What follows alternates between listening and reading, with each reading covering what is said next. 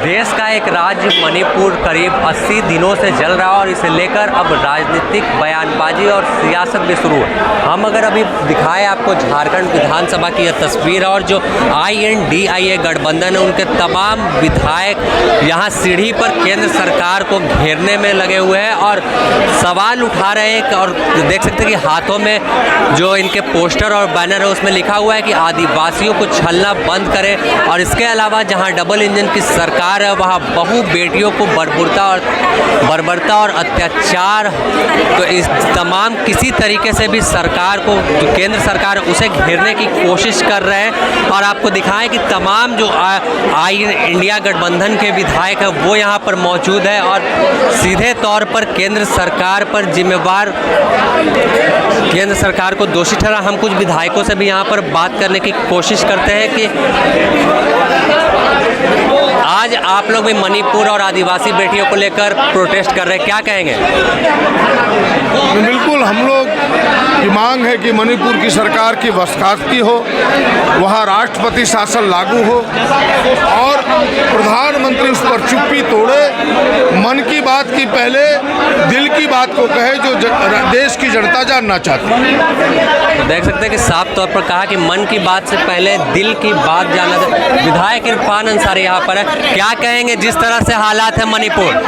विधायक जी, सीएम का इस्तीफा चाहिए। मणिपुर पर क्या कहेंगे? प्रोटेस्ट कर रहे हैं, प्रेसिडेंट रूल लागू किया, प्रेसिडेंट रूल की मांग करते हैं वहाँ पे। देखिए, मणिपुर की घटना, मैं देश के प्रधानमंत्री से मांग करूँगा कि तुरंत मणिपुर सरकार को अविलंब वापस करें। मैं बताना चाहता हूँ, आदिवासी होना पाप नहीं है। आदिवासियों के साथ जिस तरह से भाजपा की सरकार में जिस तरह से दुष्कर्म किया गया, हजारों लोगों बच्चों पर टूट पड़े, ये शर्मनाक है। मैं फिर से कहना चाहता हूँ, ये इंडिया है, याद रखिएगा, ये नरेंद्र मोदी नहीं है, ये इंडिया है। यूनाइट हो गया इंडिया और हमारी बहनों पर जुल्म होगा, हम लोग बर्दाश्त नहीं करेंगे। झारखंड में सुनिए निंदा प्रस्ताव ला रहे हैं और हमारी टीम जाएगी झारखंड की विधानसभा की कमेटी मणिपुर जाएंगे और वहाँ मणिपुर सरकार को धज्जियां उड़ाने का काम हम लोग करेंगे। तो देख सकते हैं कि साफ तौर पर कहा कि विधानसभा में निंदा प्रस्ताव लाएंगे और जो केंद्र सरकार उसे घेरने का काम करेंगे। इसके अलावा झारखंड से विधायकों का प्रतिनिधिमंडल जो है वो भी मणिपुर जाएगा और वहाँ के हालातों से जायजा लेगा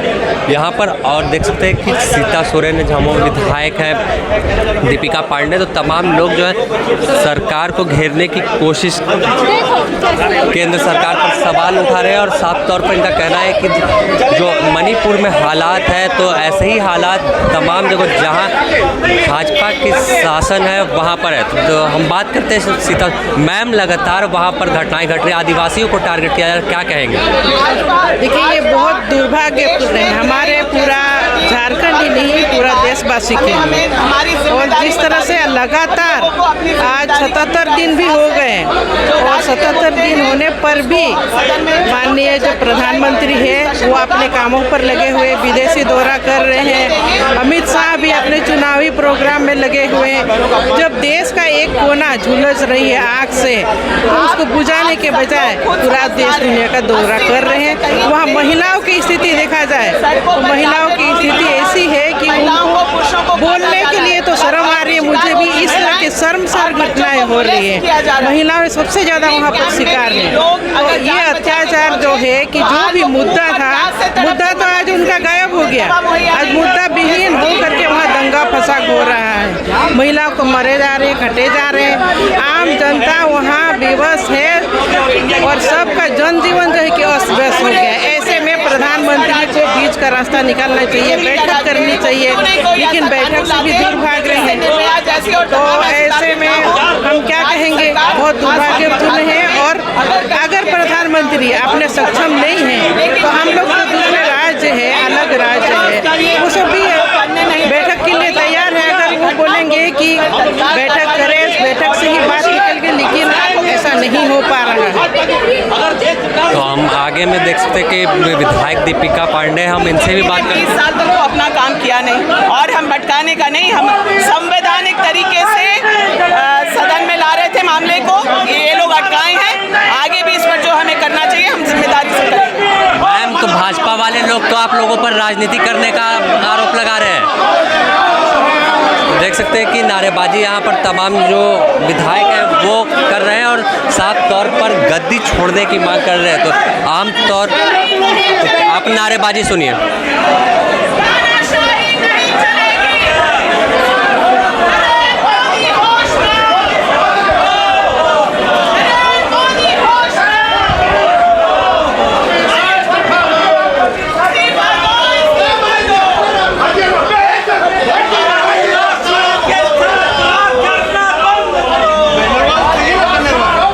आपको दिखाएं यहाँ पर तमाम झामुमो, कांग्रेस, सीपीआई माले तमाम जो विधायक है वो पहुँचे हुए और सीधे तौर पर केंद्र सरकार के खिलाफ जो नारेबाजी कर रहा है और इस्तीफा देने की मांग प्रधानमंत्री से कर रहे हैं। हम और भी यहाँ पर हैं, उनसे बात करते हैं सीधे तौर पर क्या कहेंगे जिस तरह के हालात हैं वहाँ पर।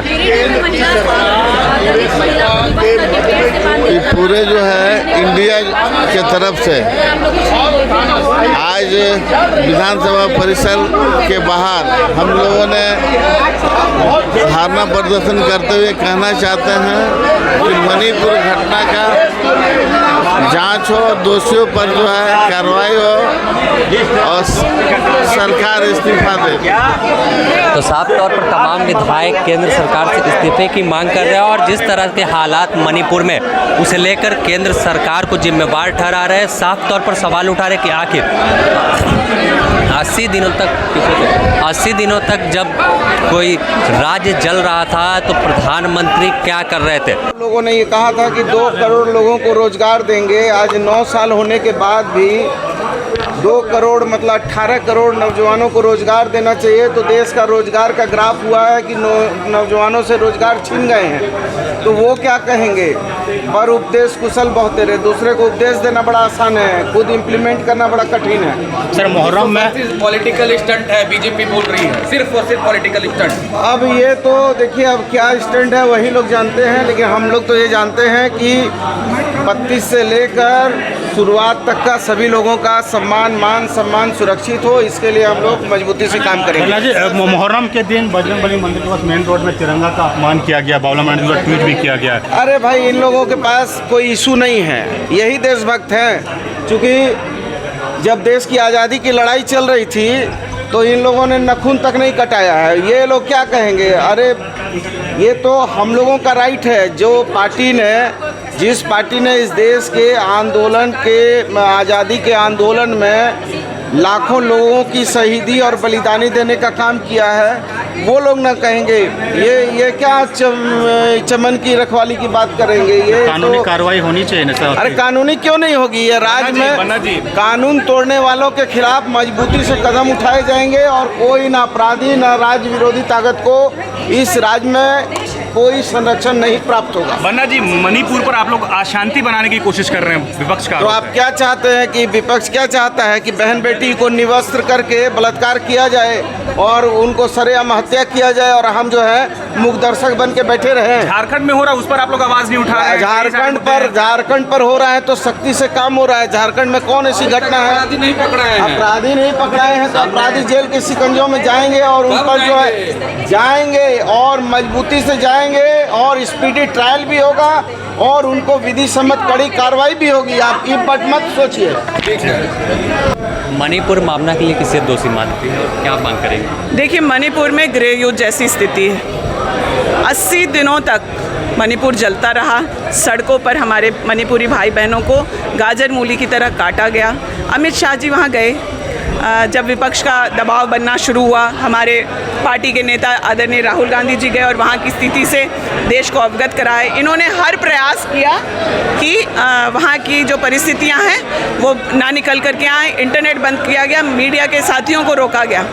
अब जब एक वीडियो से पूरे देश में लोगों की संवेदना इस तरीके से जगी है और वहाँ के लोगों के लिए न्याय मांग रहे हैं, तो आप मुझे बताइए कि अगर 80 दिनों तक गृह युद्ध जैसी स्थिति है तो क्या इसके लिए गृह मंत्री जिम्मेदार नहीं है? अमित शाह जिम्मेदार हैं, इस देश के प्रधानमंत्री नरेंद्र मोदी जिम्मेदार हैं और तत्काल वहाँ के कम से कम मुख्यमंत्री को तो ये बर्खास्त करें। इन्होंने कोई ऐसा प्रयास नहीं किया जिससे मणिपुर में शांति बहाल हो। और अब जब रिलीफ कैंप तक लोग पहुँचे हैं तो वहाँ भूख और प्यास से बच्चे और औरतें और बूढ़े बुजुर्ग परेशान हैं। जो डेलीगेशन गया था इंडिया अलायंस का, वो भी आकर के वही इन चीज़ों को देखें। हम लोगों के पास तमाम ऐसे वीडियोज़ हैं जिसको देख करके इस देश में भी भावनाएं भड़क सकती हैं।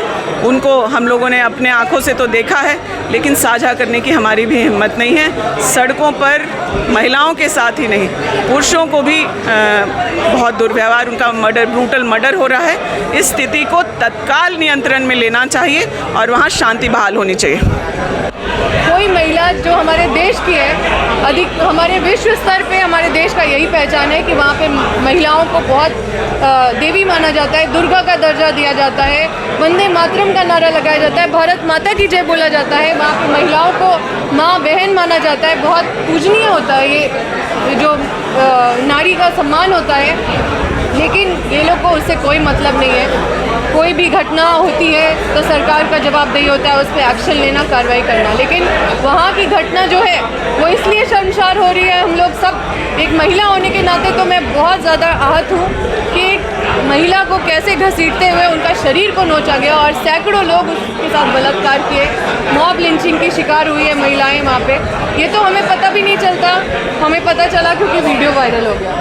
वीडियो वायरल नहीं होता तो ये बात पता भी नहीं चलता और शायद कोई कार्रवाई भी नहीं होता। वहाँ पे इंटरनेट बंद किया जाता है, उससे तो कोई वहाँ पे सिचुएशन को हैंडल नहीं किया गया।